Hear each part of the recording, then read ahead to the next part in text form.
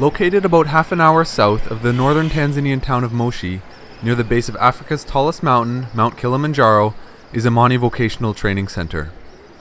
Imani is attended by about 100 Tanzanian boys and girls between the ages of 13 and 18, most of whom were unable to obtain or afford a position in Tanzania's highly competitive secondary school system.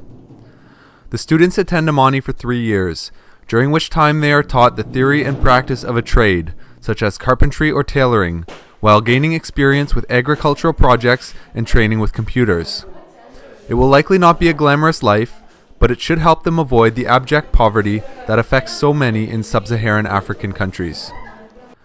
Imani is also a boarding school, and the vast majority of the students live at the school most of the year. The students sleep in double-decker beds, each student with his or her own mosquito net and storage space. They also have regular chores to complete: laundry, yard work, and much more, as you will see.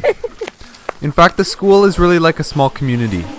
Meals are taken communally, and the students even elect representatives to a variety of leadership positions: head boy and head girl, and monitors for time, environmental cleanliness, sports, and academics, to name a few. The subjects are taught by teachers that are highly experienced in their field of study, and an incomparable team of Tanzanian Catholic nuns is responsible for the overall operation and development of the school. For their education, room, and board, the students pay about $400 per year. One of the things that distinguishes Imani from other Tanzanian vocational training schools is that it caters especially to physically or mentally disabled students, and these students now number about a third of the Imani student body. In fact, when the school was first built, it was intended to cater exclusively to the disabled, but it soon became clear that a lack of vocational training affected all adolescents from the community. The disabled students pay no school fees, and the difference that useful vocational skills can make in their lives is particularly dramatic. The tour of the compound is not complete without a visit to the neighboring elementary school. Here the instruction is exclusively in English, as opposed to the Swahili instruction that most Tanzanian youngsters receive in government schools. This will be extremely helpful when the young students eventually attempt to secure positions in Tanzanian secondary school, which is delivered exclusively in English. The elementary school is run as a separate organization from the Vocational Training Center, but is itself home to some memorable sights and sounds.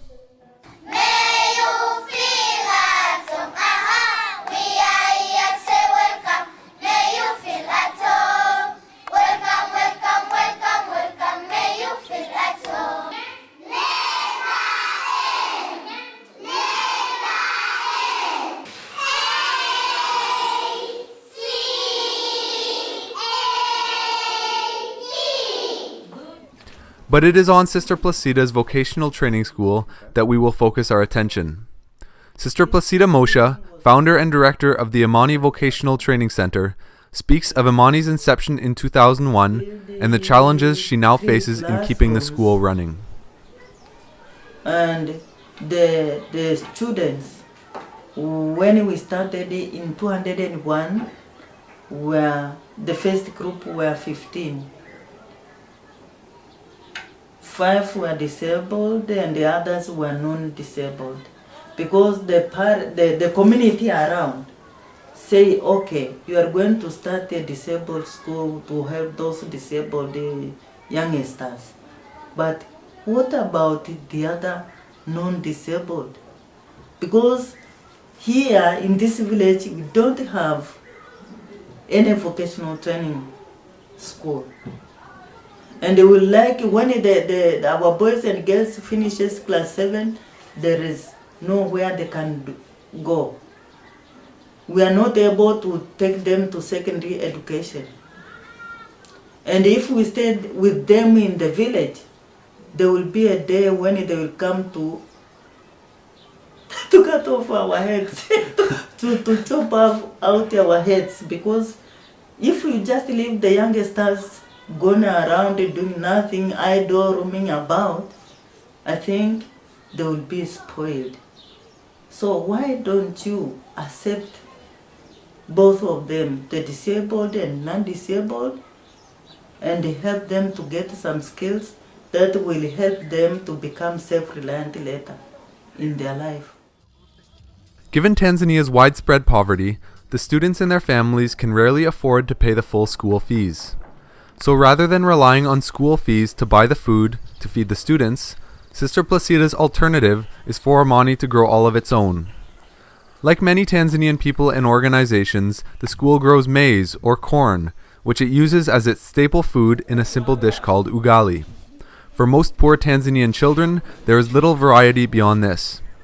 But in 2006, Sister Placida installed a so-called drip irrigation system designed to help the school grow a wide variety of fruits and vegetables to supplement its students' diets while reducing its ongoing costs.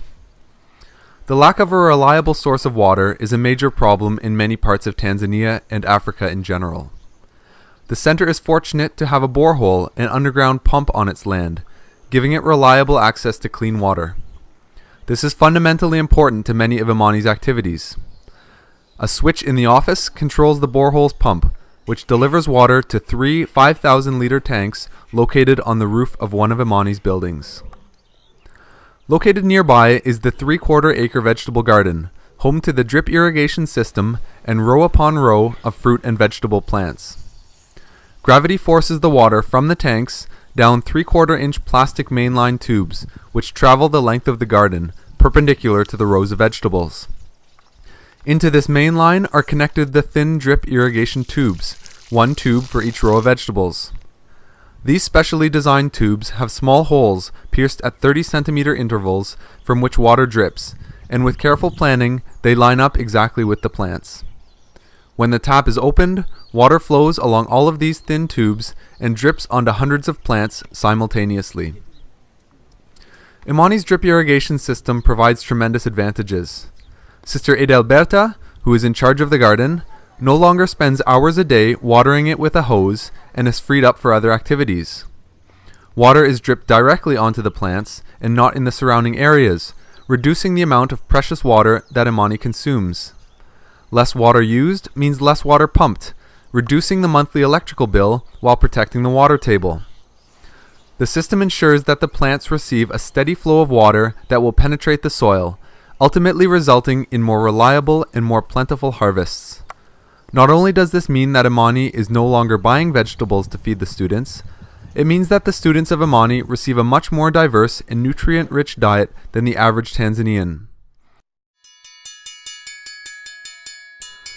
As a vocational training school, Imani's primary objective is to provide young adults with the practical skills they can use to earn an income in their future adult lives. But it is not just the self-reliance of the students that Sister Placida has in mind. She hopes that the school as a whole will one day be able to sell enough products or services to support its own ongoing costs. Imani's carpentry program is one of its largest and most firmly established. It has been operated from a small rented building since the school's establishment in 2001 and currently has about 25 students, all boys. Despite the limited space, the quality of the program can be seen in some of the products it produces. Doors and door frames, chairs, and these unique checkerboard style stools. Another program that caters mainly to boys, not as a rule, but reflecting the traditional attitudes towards gender roles, is welding. Imani's welding program is smaller, with about 10 students, but also produces high quality and market-ready products. Various sized metal rods and sheets are measured and cut by the younger students, banged into shape, welded into place by the older students, and finally painted. The metal grills come in a variety of attractive styles and are fitted over doors and windows for security purposes. Securing one's private property requires much attention around here. During my visit, the Imani welding program also manufactured the netball nets that we put up in the schoolyard for girls' physical activity. Next is the electrical installation program. Unlike in many of the other academic programs, the 14 electrical installation students are a good mix of males and females, who learn how to install all the electrical wiring and components a Tanzanian building will need to operate. While the other subjects generally produce products they hope to sell, the electrical installation program provides a valuable service. Led by the electrical teacher, the program installs almost all of the electrical systems in new buildings built at Imani. I invited the students to show off some of the small projects they were working on.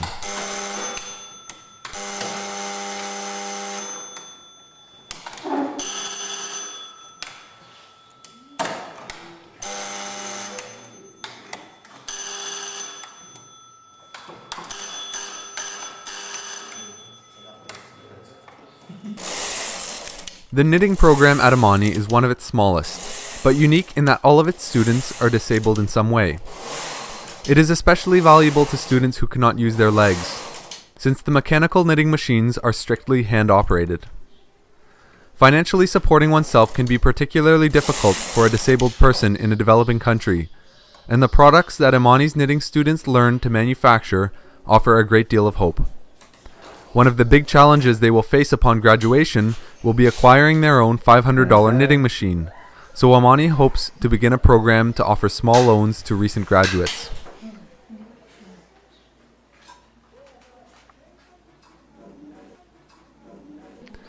Imani is very much still growing, and will soon begin offering a new subject, catering. The new catering building is virtually complete, and 10 ovens are on site ready to be installed. Students, who actually suggested the catering program in the first place, will learn the skills to work in the food and hospitality industry. All are excited about the delicious possibilities the program offers. Imani's final academic program is tailoring, which along with carpentry is its biggest. As with most similar programs in Tanzania, it uses foot-powered sewing machines to create a wide range of clothing, from skirts to trousers, shirts, suits, and school uniforms. The tailoring program has a large number of deaf students, whom I found to be amongst Imani's most talkative. They were happy to deliver an impromptu exhibition of some of their work. First came the introductions, then the products. E, D, I, S, T, A.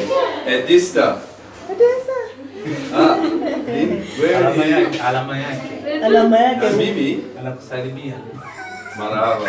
Mimi D, R, E, G, O, R, Y. Gregory. Gregory Mzungu.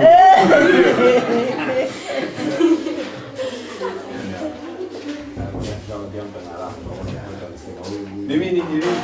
Apparently, the new symbol for Greg. This is Greg in sign language. Yeah, come on. Wewe ulifanya hii. Ni nini?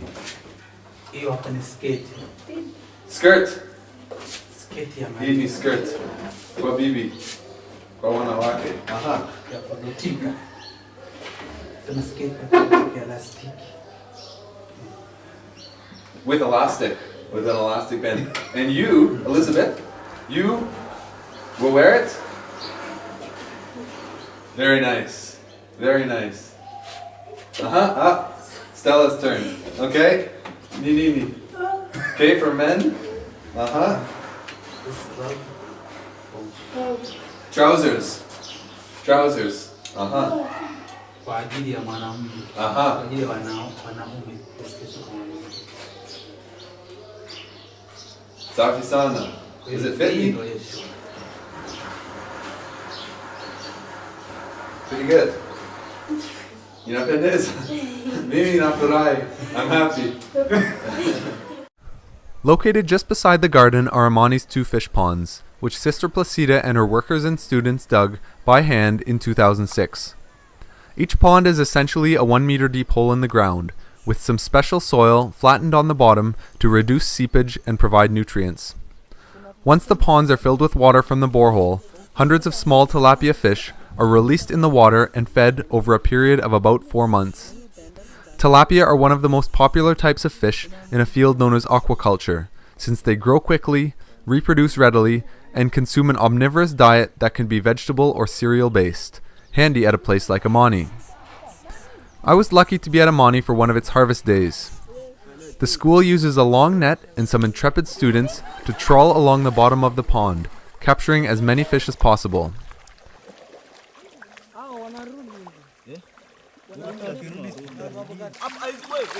At the far end, another group of students is there to help them lift the catch out of the water.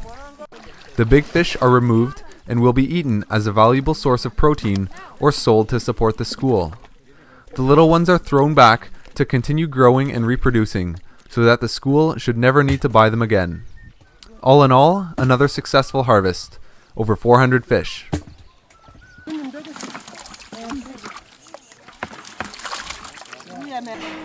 Before the fish are eaten or sold, they need to be cleaned, a process that is also undertaken by Imani's students. Slicing and removing the guts from fish might sound like a punishment, but it is another valuable skill that could help these students support themselves in the future, particularly if one of them one day digs their very own fish pond.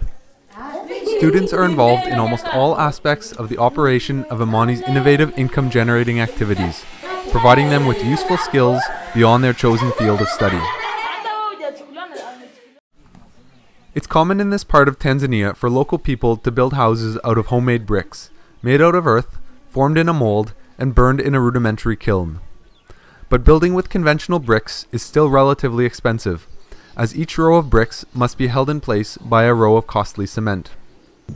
A couple years ago, Sister Placida and Imani invested in a new technology which produced so-called interlocking bricks. The mold which she purchased forms bricks that do not have squared edges, but instead are uneven and angled. Each row of bricks is placed directly onto another without cement, and the weight of the structure above locks them firmly into place. This simple but innovative technology allows Imani to reduce the cost of its new buildings, and the school has also begun selling the bricks to the community as another source of income. It's interesting to see how exactly these bricks are fabricated. The mold is first coated with dirty oil and sprinkled with ash to ensure that the brick slides out smoothly. It is packed with moistened earth taken straight from Imani's land and compacted first by hand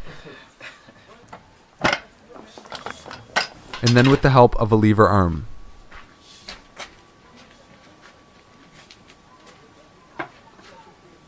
Just like that, it is removed and ready to be fired in the kiln. The bricks are stacked into homemade kilns with narrow alleys between the rows, allowing space for the material that will fuel the burning of the bricks for about 2 days. More on this fuel a little later. After cooling, the bricks are hardened and ready to be built with. One of the income-generating projects that has benefited from Imani's interlocking bricks is the pig raising operation. This project was begun in 2003, once again with the goal of providing food to the students, thereby reducing Imani's operating costs and also generating profit through sales. While the first 2 pig shelters were built using ordinary bricks before Imani acquired its interlocking mold, the other 2 were built recently using the interlocking bricks.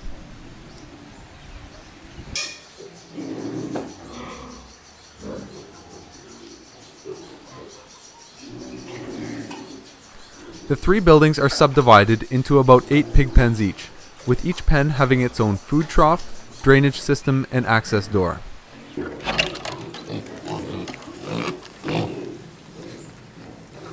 Mature sows inhabit a good number of these pens, either pregnant or waiting to be bred with Imani's lone boar.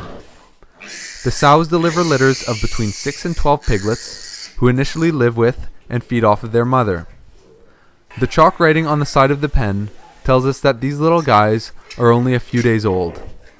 But they are nonetheless elder statesmen compared to the litter of 7 whose births I was fortunate to witness. After about 3 months, the piglets are moved to their own pen, where they are fed a diet of leaves and grass gathered by the students from Imani's property and other higher protein foods. The pigs grow quickly, and will soon need to be moved into another new pen, this time with only 2 or 3 others. It won't be long before these pigs are able to produce their own litters. The pig project also helps Imani support itself financially. Now that the school has all the infrastructure it needs for the pig project, the challenge is to get its name known in the community as a producer of high-quality animals. This customer wanted to choose his own pigs. He finds 2 that he likes, packs them in his bike basket, and off he goes. The other income-generating activity that has benefited from the interlocking bricks is the maize milling building, seen here. Maize is Tanzania's largest crop and staple food, and is grown by almost every person or organization in a rural community. Usually it is allowed to grow until the stalk is completely dried out, so that the kernel gets as big as possible. After harvesting, the kernels are removed from the cobs and are then ground into a powder for cooking. With the completion of Imani's maize milling building in 2006, it no longer needs to pay someone else to grind its maize. Not only that, the machines are operated as a small business, to which organizations and members of the community can bring their maize for milling or their rice for hulling. Many people have the machine remove the skins from their corn kernels. This is fortunate for Imani, as those shells are full of nutrients. Rather than throwing them out, they are mixed in with the food for the pigs or scattered on the fish pond. Each income-generating activity implemented at Imani is designed to benefit the organization in its own right. But as I mentioned earlier, it can be especially advantageous to operate a number of them simultaneously. Feeding the skins of the corn kernels to the pigs and fish is but one example of Imani using the output or waste of one project as a useful input to another, thus helping them to reduce operating costs and improve yields. To better understand how the integration of activities increasingly benefits the organization, let's follow the path of a piece of wood through Imani in all of its forms. Imani buys planks of wood, which are used by the carpentry program. The wood is crafted into furniture and doors that can be sold to the community or used to expand the school. The wood chippings that this process produces are waste products to the carpentry program, but not to the kitchen or the brick-making operation. What you see here are Imani students depositing the chippings they have collected from the carpentry building into a storage shed, an operation that takes place weekly. The chippings will be used as fuel for cooking meals for the students or burning bricks in the kiln, meaning that Imani does not need to buy wood or charcoal for these purposes.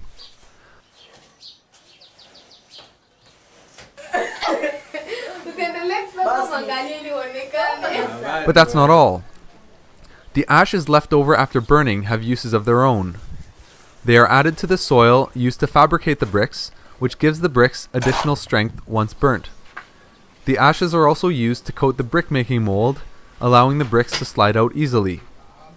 Finally, they are mixed with soil and spread on the garden, as ash is a well-known fertilizer which helps lower acidity levels in the soil. Wood becomes chippings, chippings become ash, and at each stage, value is added to the school. All these benefits from a single piece of wood. In fact, around Imani you can see many more examples of waste outputs from one system being used as useful inputs to another. Leftover fish bones are ground up and fed to the pigs, as are leftover scraps and grass from the garden. Nutrient-rich papaya skins are cut up and fed to the fish, as are leaves from cassava plants. Rice husks removed by the milling machines are used as fuel for the brick burning kiln. And I won't show you what came out of the other end of this sow, but rest assured it was used as fertilizer for the garden or spread on the bottom of the fish pond to support the growth of algae for the fish to eat.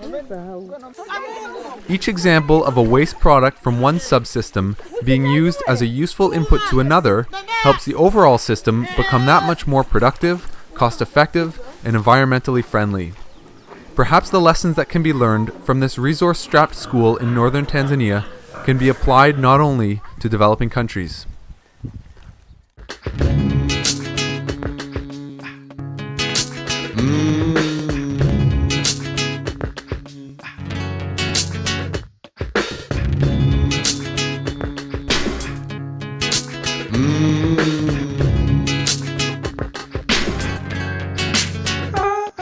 Amani na upendo, yani peace and love. Tunachohitaji sisi ni peace and love. Kwangu mimi kama mvuto wa zamaradi. We all we need peace and what? Peace and love. Amani na upendo, yani peace and love. Tunachohitaji sisi ni peace and love. Kwangu mimi kama mvuto wa zamaradi. We all we need peace and love. Amani na upendo, yani peace and love. Peace and love, yani amani na upendo. Palipo peace basi love kosekani, na palipo love basi peace kosekani. Vyote sambamba kama samaki na maji. Peace and love, yani amani na upendo. Bila peace labda leo nisingekwepo, na bila love na mimi nisingezaliwa. Peace and love, Rwanda, Burundi paka Ethiopia, South Africa mpaka Somalia. Mmegombana usilie, tekilize aliyokosea, usimsamee usimnunie, mpe 5 mwenzio mwambie peace and love. Kwa sauti kubwa mwambie mwenzio peace and love. Peace and love kwa wazee makanisani, mashe misikitini, wanafunzi mashuleni na masela maskani. Yeah, amani na upendo, yani peace and love.